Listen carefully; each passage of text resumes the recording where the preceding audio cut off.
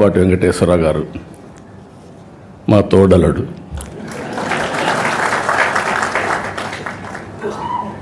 నాకంటే ముందు ఆయన అన్నీ చెప్పేశాడు, ఇంకా చెప్పడానికి ఏమీ లేవు. ఎప్పుడు కూడా మా ఫ్యామిలీలో ఒక విశిష్టమైన వ్యక్తి.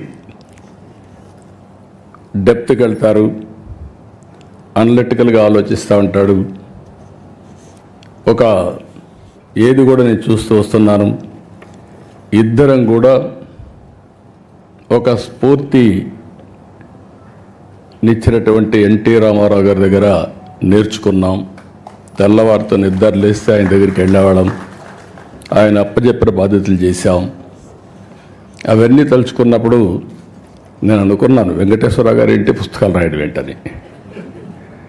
కలిసి ఉన్నాం 40 ఏళ్ళు, ఫ్యామిలీ మెంబర్స్. కానీ ఆయనలో ఇంత డెప్త్ ఉంది,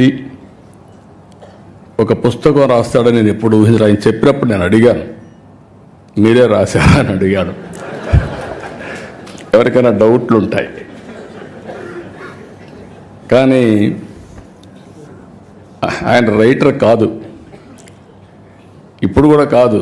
కానీ రైటర్ కానటువంటి రైటర్ ఈయన, రచయిత కానటువంటి రచయిత. ఈరోజు ఏదైతే అటెంప్ట్ చేశారో అది కూడా చూస్తే ఎవరు చేయనటువంటి పుస్తకం కోసం చేశారు. ఆ విషయాలు కూడా మనం ఒకసారి మాట్లాడుకుంటాం. తిరగడానికే సరిపోతుంది, అది ఒక వ్యసనంగా తయారవుతుంది. ఇప్పుడు వెంకయ్య నాయుడు గారు ఉండలేరు, ఆయన అంటున్నాడు నేను రిటైర్ అయినాన్ని, కానీ రిటైర్ కాలా.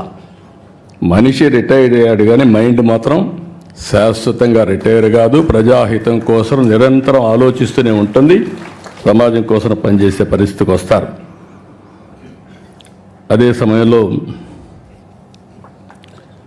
వెంకటేశ్వరరావు గారిని చూసినప్పుడు మనిషి ఇంత మునిపే భరత్ చెప్పాడు. ఒక మాటలో చెప్పాలంటే మా ఫ్యామిలీలో మోస్ట్ రిలాక్స్డ్గా జోవియల్గా ఉండే వ్యక్తి వెంకటేశ్వరరావు గారు. చాలా ఈజీగా ఎన్ని కష్టాలున్నా ఏమున్నా మనిషి కనపడినప్పుడు హ్యాపీగా ఇది చేసేవారు. ఇటీవల ఒకసారి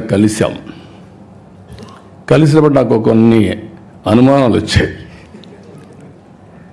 యాక్టివ్ లైఫ్లో ఉన్నారు, all of A sudden retired life మారుగా హ్యాపీగా ఉన్నారు. ఎట్లా స్పెండ్ చేస్తున్నారు మీ టైము అని అడిగాను. ఎందుకంటే ఇప్పుడు నాకు కూడా ఆ పరిస్థితి వస్తే ఇప్పుడు నుంచే ప్రిపేర్ కావాలి కాబట్టి. ఆయన ఒకటే చెప్పాడు, చాలా హ్యాపీగా ఉన్నాం, నిద్రలేస్తే బ్యాడ్మింటన్ ఆడుకుంటాం, వచ్చిన తర్వాత మనవరాళ్ళు వాళ్ళతో ఆడుకుంటా, అక్కడి నుంచి కసపు గాసిప్ ఎవరిన ఫ్రెండ్స్ వస్తే చేసుకుంటూ ఉంటాం.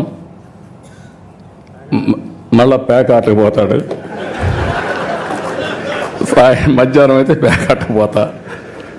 ఆడ ఒక 2 గంటలు ఆడితే మైండ్ స్టిమ్యులేట్ అవుతుంది, హ్యాపీగా వచ్చి నిద్రపోతాను. What a wonderful life.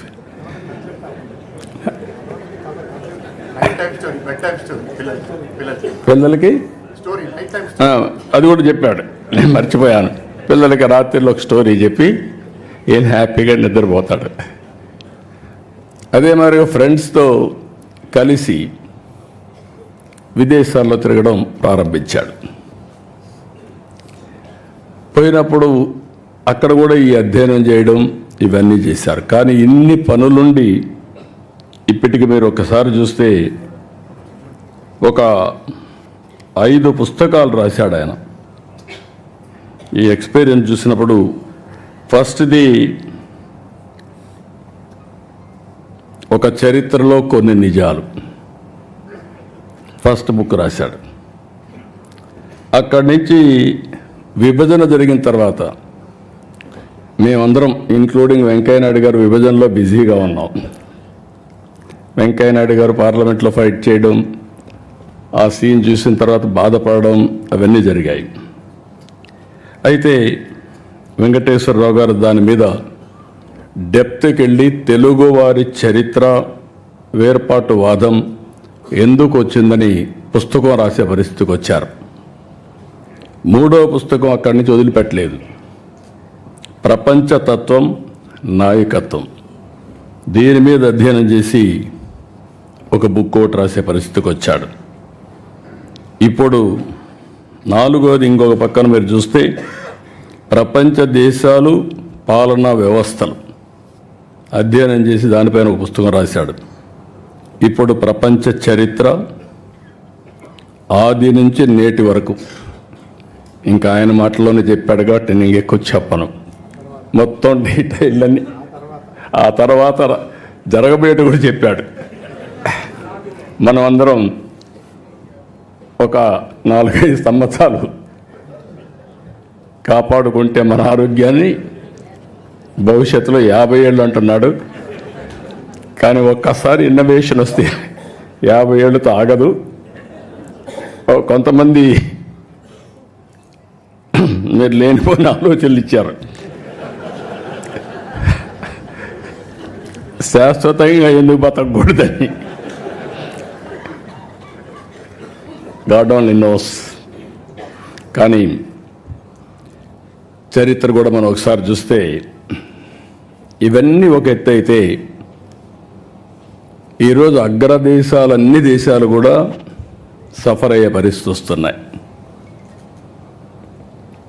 జనాభా లేదు, ఏఐ ఉంది, లేకపోతే టెక్నాలజీ ఉంది, దాన్ని ఆపరేట్ చేసే మనుషులు కూడా లేని పరిస్థితి వస్తుంది. యూరోప్ కానీ, చైనా కానీ, అదే మరిగా మీరు చూస్తే చాలా దేశాల్లో, జపాన్ కానీ, అన్ని దేశాల్లో ఏజింగ్ ప్రాబ్లం అనేది బిగ్గెస్ట్ ప్రాబ్లంగా తయారయ్యే పరిస్థితి వచ్చింది. మనం అందరం అదృష్టవంతులం. భారతదేశం వరకు ఈరోజు ఎగ్జామ్ట్ చేసే వచ్చింది.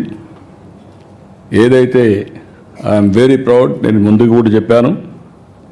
ఒకసారి నిర్మలా సీతారామన్ గారు చూసినప్పుడు ఆవిడ యొక్క ప్రస్థానం, వెంకటేశ్వరరావు గారు చరిత్ర రాస్తున్నారు, పక్కనుండే నిర్మలా సీతారామన్ గారు చరిత్ర సృష్టించడానికి శ్రీకారం చుట్టారు.